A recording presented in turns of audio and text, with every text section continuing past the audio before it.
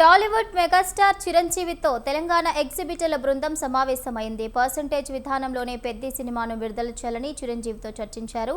Single screen థియేటర్లు, rental విధానంలో తాము చూస్తున్న నష్టాలను గురించి కూడా అసోసియేషన్ చిరంజీవికి వివరించింది.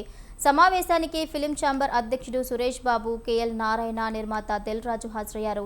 సినిమాకు పర్సెంటేజ్ విధానంపై ఛాంబర్ ఇప్పటికే కమిటీ వేసిందని, కమిటీ నుంచి వివరాలు చిరంజీవి తెప్పించుకుంటారని దిల్ రాజు చెప్పారు. ఎగ్జిబిటర్ల సమస్యలను చిరంజీవి అర్థం చేసుకున్నారని, ఇండస్ట్రీకి సంబంధించిన సమస్యపై మాట్లాడామని చెప్పారు.